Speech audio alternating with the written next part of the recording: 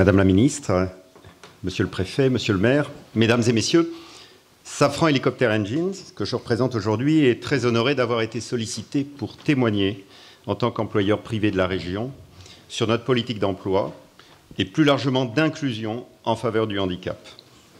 Très honoré, mais surtout et en même temps très humble, car loin de nous l'intention ici de donner des leçons à qui que ce soit. Au contraire, agir pour l'inclusion est un travail de longue haleine. Il est engagé depuis longtemps maintenant pour Safran Helicopter Engines, mais la vigilance reste de mise pour assurer des résultats qui s'inscrivent dans la durée. Tous nos collaborateurs pour cela sont mobilisés. Je parle des managers, je parle des compagnons sur le terrain, des médecins du travail, des infirmières, les ergonomes, les moyens généraux de nos sites qui ont un rôle majeur à jouer, et j'en oublie certainement. De plus, dans ce domaine-là, on n'agit jamais seul. Toutes les entreprises adaptées qui sont là aujourd'hui, au Palais Beaumont à Pau, le prouvent. Nous travaillons avec certaines d'entre elles. Elles nous aident à trouver les bonnes solutions, à franchir les difficultés chaque fois que c'est nécessaire. Safran Helicopter Engines emploie aujourd'hui près de 300 personnes bénéficiaires de l'obligation d'emploi, pour un effectif de 4 400 personnes en France. Ça correspond donc à un taux d'emploi global de 7,2% et même 8,2% rien que pour l'établissement de Borde, à 10 km d'ici, qui est en quelque sorte le vaisseau amiral de l'entreprise. Ces chiffres font écho aux chiffres que, Monsieur le maire, vous donniez tout à l'heure pour situer un petit peu le paysage et la situation, et parfois contraster des acteurs dans ce domaine. Ces résultats, durables et observés depuis plusieurs années, ont été obtenus par différentes voies et engagements. Tout d'abord, le sujet du recrutement. L'entreprise est engagée à recruter un certain pourcentage de personnes chaque année en situation de handicap. Pour nous aider, une cellule dédiée a même été créée, et non pas au niveau de l'entreprise, mais au niveau du groupe Safran, de façon à faciliter la recherche des profils RQTH qui sont en adéquation avec nos métiers, nos besoins, nos emplois. Et tous nos recruteurs sont par ailleurs formés à recruter sans discriminer, ce qui n'est pas toujours naturel de prime abord. Pour autant, trouver des candidats qualifiés n'est pas chose facile. C'est pourquoi nous nous sommes aussi donné des objectifs similaires en matière d'alternance. L'alternance est un recours complémentaire au recrutement, entre guillemets, sur les emplois dits classiques. 3-4 alternants sont recrutés chaque année, ainsi que des stagiaires, et un réseau de tuteurs, qu'on a baptisé TECAP, a été créé en collaboration avec Total, que je salue ici, afin localement de former et d'accompagner des tuteurs spécialisés, mais aussi de leur offrir un lieu d'échange et de partage d'expériences.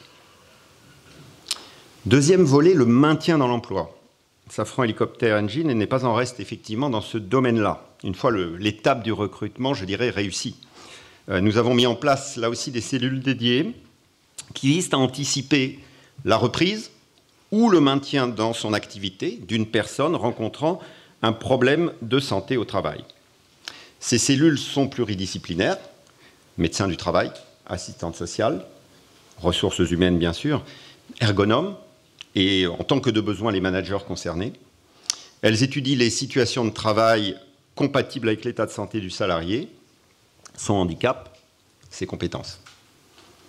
Et peuvent être proposés, en conséquence, des aménagements de poste, une adaptation pour l'accessibilité au poste de travail, bien sûr, ou encore des mesures d'accompagnement à l'échelle individuelle, pas seulement par du traitement collectif du sujet. Appareils auditifs, optiques, équipements ergonomiques, alertes SMS remplaçant les alertes sonores, par exemple, des choses comme ça. Il faut des moyens aussi pour ça, donc un budget spécifique est alloué à cette cause-là chaque année dans le cadre de l'enveloppe d'investissement de l'entreprise. Notez que, et c'est notre philosophie, autant que possible, nous cherchons plutôt à adapter le poste de travail plutôt qu'adapter l'emploi lui-même, pour préserver toute l'employabilité de la personne. En complément de l'emploi direct dont je viens de vous parler, Safran Helicopter Engines collabore aussi chaque année avec une dizaine d'ESAT pour diverses prestations. Alors LFPA, PEP 64, APF, ANR Service EPON en région parisienne, où nous avons également un autre site, ADAPI. Elles sont probablement toutes dans la salle aujourd'hui. Vouloir les citer toutes entraîne bien sûr le risque d'en oublier.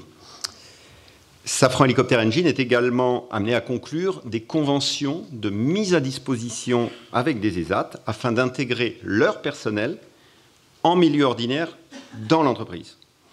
Et depuis 2015, 4 contrats de ce type de mise à disposition ont pu être signés. Et je le signale pour réaliser des activités qui sont dans le cœur des métiers industriels du moteur d'hélicoptère qui nous fait vivre, dans notre cas. Je parle de réparation de pièces, essentielles à la rentabilité de l'entreprise. Je parle du contrôle visuel, je parle de l'entretien des outillages, etc.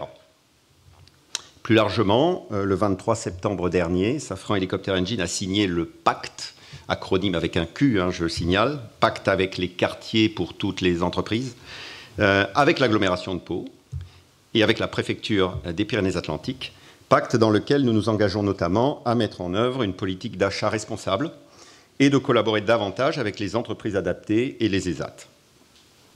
Dernier volet, enfin, pour ce qui nous concerne dans ce témoignage, nous nous sommes engagés également dans la démarche d'entreprises handi accueillantes. Donc l'établissement de Tarnos, sur la côte basque, qui est en cours de rénovation profonde aujourd'hui, s'inscrit depuis 2015 dans cette démarche de la norme AFNOR NFX 50 783. Pardonnez ces précisions un peu administratives. Non, derrière ce sigle un peu barbare, c'est surtout la norme qui statue sur l'accessibilité et l'inclusion des personnes handicapées. Ça, c'est plus concret. Et l'établissement de Tarnos que j'ai cité a obtenu cette certification en 2017. Pour terminer mon intervention, je voudrais souligner que tout ce que je vous dis là commence dans l'entreprise par la sensibilisation de tous les collaborateurs. Chaque année, Safran Helicopter Engine se mobilise pour la semaine pour l'emploi des personnes handicapées. Pourquoi? Parce que cette semaine, c'est l'occasion de sensibiliser l'ensemble du personnel sur le handicap visible, mais parfois le handicap non visible aussi. Ça permet aussi de mettre les salariés en situation, par le biais d'ateliers ludiques, on va jusque-là, de les orienter sur les dispositifs existants. Et puis aussi pour certains, c'est à la faveur de cette exposition du sujet via la semaine pour l'emploi des personnes handicapées que certaines osent se déclarer sans crainte.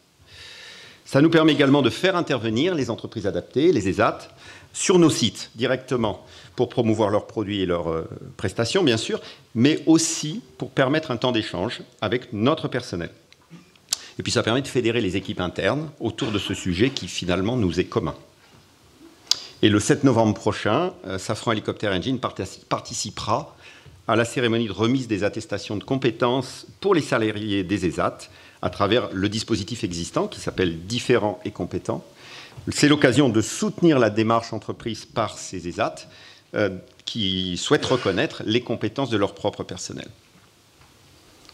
Alors, j'ai parlé de recrutement et d'alternance, j'ai parlé de maintien dans l'emploi.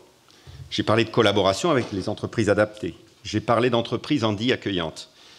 Voilà, je dirais en conclusion, 4 leviers qui sont très concrets, qui permettent de faire progresser la cause de l'inclusion dans le milieu professionnel, pour peu qu'on y accepte, bien sûr, d'y consacrer un peu de temps, de la détermination, de l'attention aux autres, je crois, et bien sûr quelques moyens. Madame la Ministre, Mesdames et Messieurs, je vous remercie de votre attention.